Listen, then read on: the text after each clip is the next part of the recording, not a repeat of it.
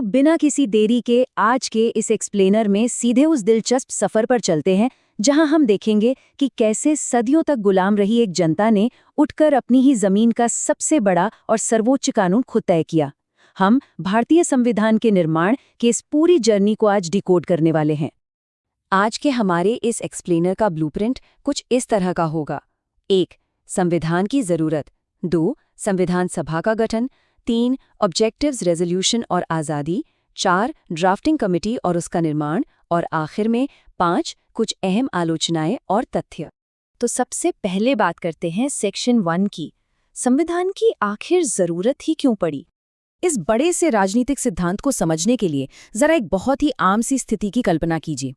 क्या हो अगर आपका कोई बड़ा भाई हो जो घर में हमेशा गुंडागर्दी करता हो, आपका मोबाइल छीन ले या आपकी प्लेट से आपका खाना ही खा जाए। जो कमजोर है वो तो हमेशा परेशान ही रहेगा ना, उसका तो शोषण होता रहेगा। इन सब से बचने के लिए एक ऐसे सख्त नियम की जरूरत पड़ेगी जो कहीं साफ साफ लिखा हो और जिसे उस बड़े भाई को भी मानना ही पड़े। यकीन मानिए, बिल्कुल यही सेम जरूरत एक पूरे समाज को भी होती है। और यहीं एंट्री होती है रूल ऑफ लॉ की, मतलब कानून का शासन। बिना ऐसे तय नियमों के हमारा समाज बिल्कुल जंगली है ना? इसीलिए रूल ऑफ लॉ शायद इंसानियत का सबसे महान आविष्कार है। इसका सीधा सा मतलब है जवाबदेही, मतलब हर एक्शन का एक परिणाम होगा और कोई भी इंसान, चाहे वो कितना भी ताकतवर क्यों ना हो, कानून से ऊपर नहीं है। चलिए आगे बढ़ते हैं सेक्शन 2 की तरफ, संविधान सभा का गठन। अब सवाल ये है कि लाखों करोड़ों भारतीयों ने अपने लिए इन नियमों की मांग कैसे की? ये क्रोनोलॉजी देखिए, ये कोई रातों रात हुआ चमत्कार नहीं था।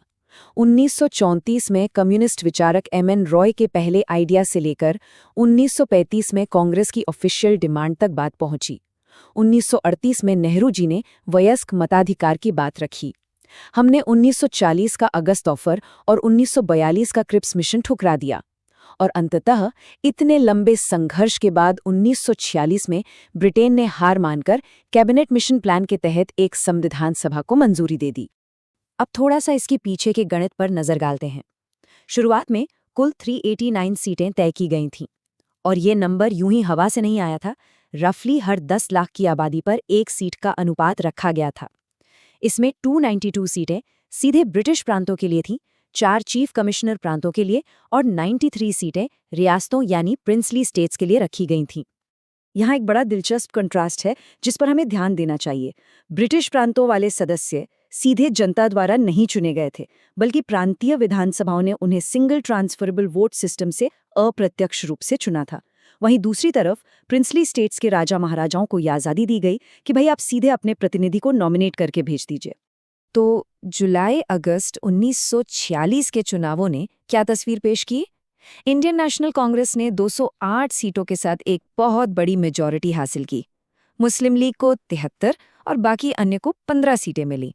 लेकिन सबसे हैरानी की बात यह थी कि प्रिंसली स्टेट्स की वो 93 सीटें बिल्कुल खाली रहीं, क्योंकि राजाओं ने शुरुआत में संविधान सभा का पूरी तरह से बहिष्कार कर दिया था। अब आते हैं सेक्शन 3 पर, ऑब्जेक्टिव्स, रेजोल्यूशन और आज़ादी। देखते हैं इस नई सभा की वैचारिक नींव कैसे रखी गई। 13 दिसंबर 1946 नेहरू जी ने सभा में ऑब्जेक्टिव्स रेजोल्यूशन पेश किया। ये महज एक प्रस्ताव नहीं था, ये एक विजन था।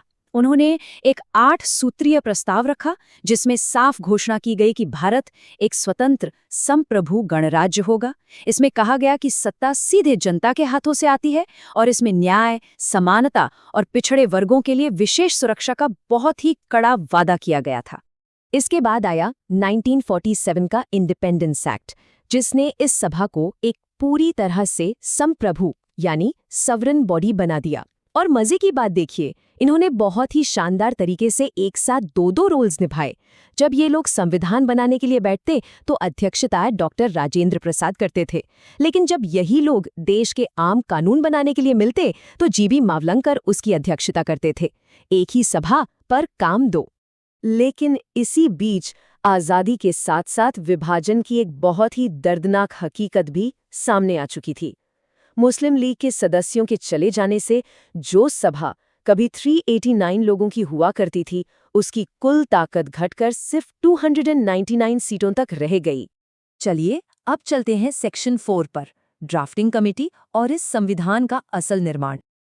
अब बात करते हैं उन शानदार कानूनी दिमागों की जिन्होंने असल में इस मास्टरपीस को गढ़ा। Doctor B R. अम्बेडकर ने ड्राफ्टिंग कमेटी के अध्यक्ष के रूप में इसे लीड किया। उन्हें सपोर्ट मिला सर बी.एन. राव का, जो एक ऐसे ब्रिलियंट संवैधानिक सलाहकार थे जिन्होंने इंटरनेशनल जूरिस्ट्स तक से सलाह मशवरा किया, और साथ ही हमारे चीफ ड्राफ्ट्समैन एस.एन. मुखर्जी। ये प्रोसेस कितना मुश्किल और कड़ा था, आप इसका अंदाज़ा इस बात से लगा सकते हैं कि पहला ड्राफ्ट बनने के बाद उसे 8 महीने तक सिर्फ जनता के सुझावों के लिए रखा गया।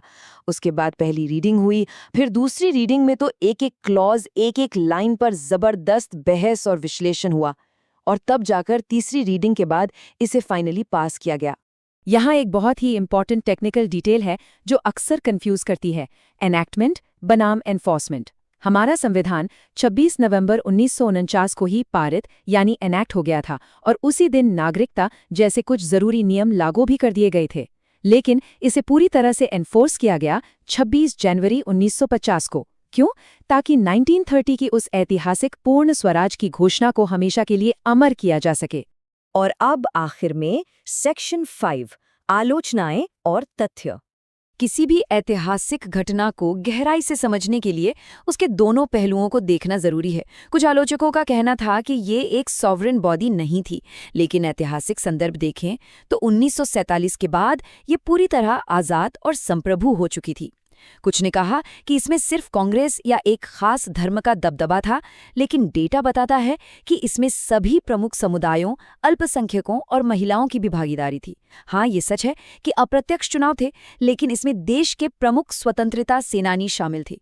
कुछ लोगों ने कहा कि इसमें 2 साल, 11 महीने और 18 दिन का बहुत लंबा वक्त लगा।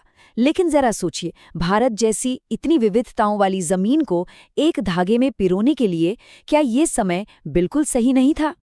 अब एक ऐसा फैक्ट जो शायद आपको हैरान कर दे। हमारा ओरिजिनल संविधान पूरी तरह से सिर्फ अंग्रेजी में ड्राफ्ट किया गया था। जी हाँ, बिल्कुल सही सुना आपने। इसका एक आधिकारिक हिंदी वर्जन दशकों बाद 1987 में 58th कॉन्स्टिट्यूशनल अमेंडमेंट के जरिए आर्टिकल 394A के तहत जोड़ा गया। तो आज के इस एक्सप्लेनर को हम एक बहुत ही गहरे सवाल के साथ छोड़ते हैं।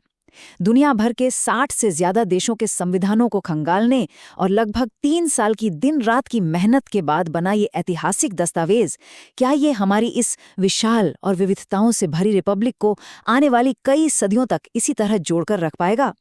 इसी सवाल के साथ मैं आज की ये चर्चा यहीं समाप्त करती हूँ। हमारे साथ इस सफर में जुड़ने के लिए बहुत बहुत शुक्रिया।